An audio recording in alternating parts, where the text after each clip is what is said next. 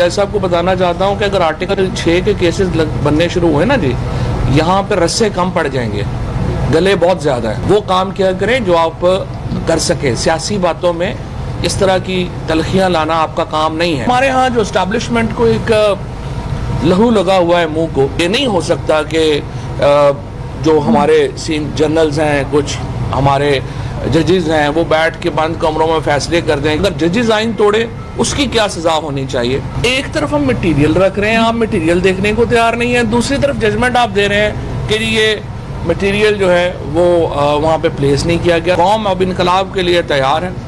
फैसला अब आपने ये करना है कि ये इनकलाब वोट से आने देना है या हमने श्रीलंका की तर्ज के ऊपर आगे बढ़ना चाहते हैं। साइफर की इन्वेस्टिगेशन आखिर क्यों नहीं हो रही? क्योंकि साइफर की इन्वेस्टिगेशन होगी तो उसमें मसले आएंगे, उसमें गुफ्तगू होगी, लेकिन शायद गुफ्तगू से हम परहेज़ करना चाहते हैं। जब अमेरिका का साबिक वज़ीर दिफा ये बात कह रहा है कि जी हाँ, बोल्टन की स्टेटमेंट जिन लोगों ने कल पढ़ी हो, जॉन बोल्टन कह रहा है कल कि जी उसने एतराफ़ किया है कि अमेरिका दुनिया में रजीम चेंजेस ऑपरेशन करता रहा है और हमने ऐसे काम जो हैं वो वहाँ पे किए हैं।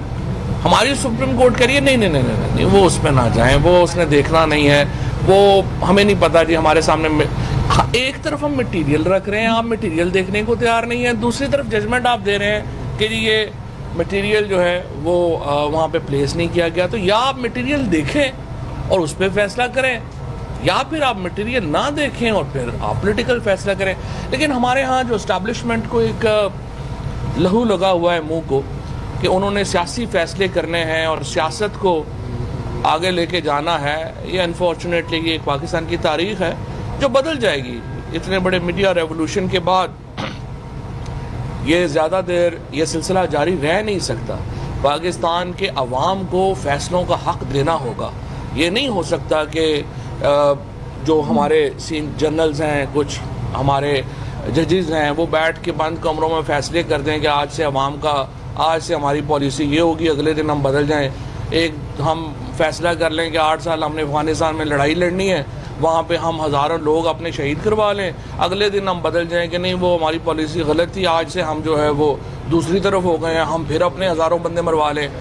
मतलब जिस तरीके से पॉलिसीज़ पाकिस्तान में बन रही हैं ये तो मजाक है। हमारे बच्चों को जिस तरह से जो शहीद हो रहे हैं, हमारे लोग जिस तरीके से यहाँ पे अपने जानों के नजराने दे रहे हैं, इस तरह से पॉलिसीज़ कौमें नहीं बनाती जिस तरह से हमारे जो 8-10 लोग ऊपर बैठ के बना देते हैं। और इसीलिए मैंने ये कल बात कही थी और अब भी मैं याद दहानी कराना चाहता हूँ कि कौम अब इनकलाब के लिए तैयार है।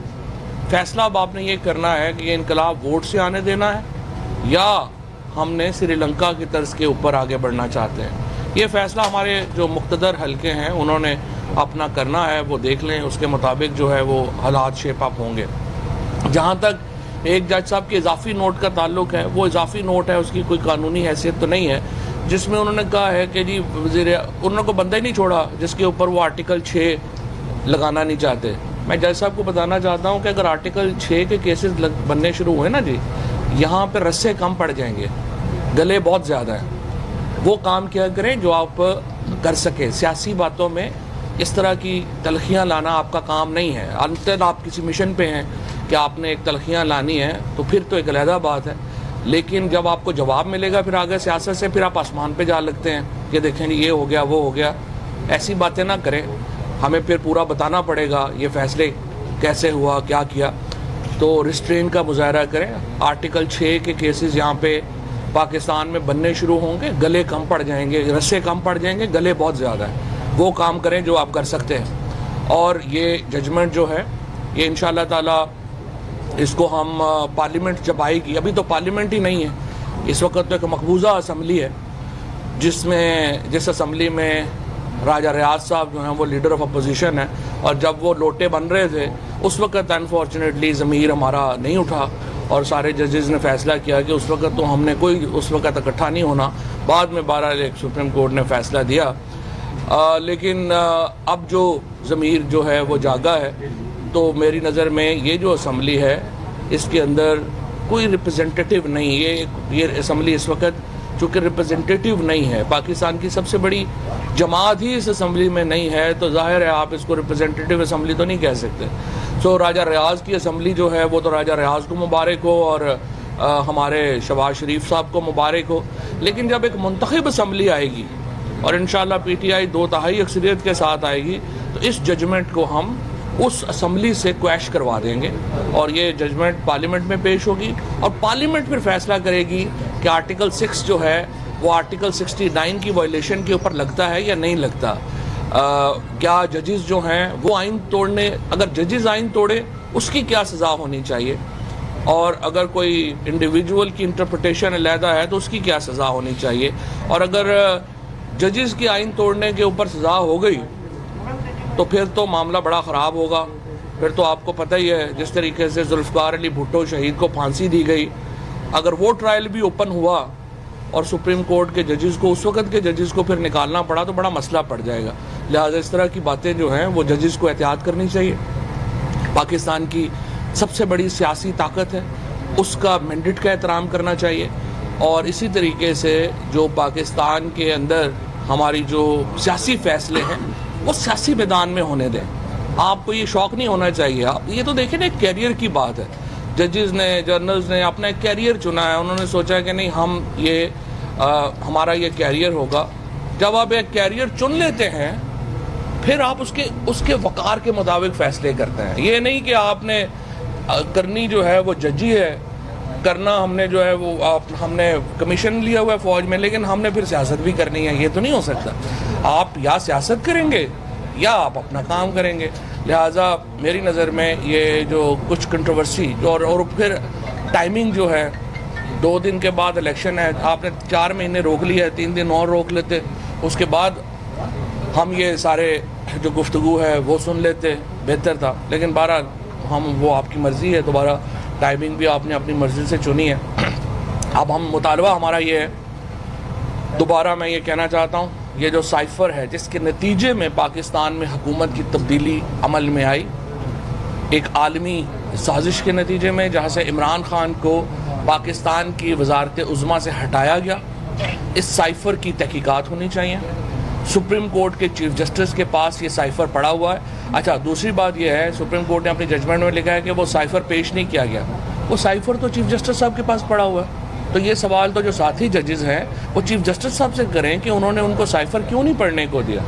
अगर साइफ़र पढ़ना इंपॉर्टेंट था, मटेरियल इंपॉर्टेंट था, तो वो आप चाहते हैं, अगर स्पीकर साहब से हम ये तवक्को करेंगे कि वो जाके वहाँ पे पढ़ के सुनाएं, तो फिर आपकी मर्ज़ी है, उनको बुला लें, पढ़ के भी सुना देते हैं। लेकिन वो साइफ़र चीफ जस्टिस साहब के पास उनके ऑफिस में सील्ड है, तो आपको चाहिए था कि ये जजमेंट लिखने से पहले अपने साथी जजेस को पढ़वा देते कि ये साइफ़र है और इसमें ये लैंग्वेज इस्तेमाल हुई है।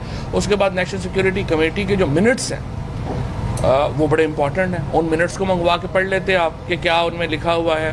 वो अभी तक रिवील नहीं हुए, और आपको कमीशन बनाना चाहिए जिसमें आप ये सारे मामला जो हैं वो लेके चल सकें। और इंशाअल्लाह ताला ये जब नई पार्लियामेंट आएगी, अगर इन्होंने ये कमीशन की तहकीकात नहीं की तो फिर नई पार्लियामेंट आके इसकी मुकम्मल तहकीकात करेगी, और जो मुलव्वस लोग हैं जाहिर है कि उनके खिलाफ कार्रवाई जो है उसको कानून के मुताबिक जो है वो होगी। जहाँ तक मैं अगले ज़िमनी इलेक्शंस में आना चाहता हूँ, इंशाअल्लाह ताला बिल्कुल आखिर आ चुका है। कल इमरान खान जो है वो लाहौर होंगे और आखिरी जो कैंपेन है वो लाहौर में वो ख़त्म करेंगे। एक लहर है इस वक्त, एक तूफ़ान है, एक सुनामी है इस वक्त तहरीक इंसाफ का, और हमारे कई दोस्तों को ये है कि पता नहीं धांधली होगी। मैं आपको बताना चाहता हूँ, जो मर्जी कर लेंगे, ये तूफ़ान नहीं रुक सकता। इस वक्त PTI का, पाकिस्तान के गयूर अवाम का ये इस वक्त एक फ़ैसला हो चुका है, और इंशाअल्लाह उस फैसले को वो अपनी मोहर से, बल्ले पर मोहर लगा के ये फैसला अनाउंस करेंगे, और ये फैसला इंशाअल्लाह मेरिट के ऊपर होगा, दीगर फैसलों की तरह नहीं होगा। शुक्रिया। फवाद साहब ये फरमाइएगा,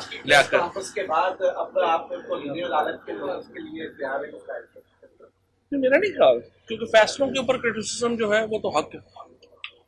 फवाद साहब ये फरमाइएगा कि हुकूमत की जानिब से कहा जा रहा है कि पेट्रोलियम मसनूआत में जो है वो कमी करने जा रहे हैं, क्या समझते हैं कि इससे जो ज़िमनी इलेक्शन है उसमें कोई असर अंदाज होने की कोशिश हो सकती है?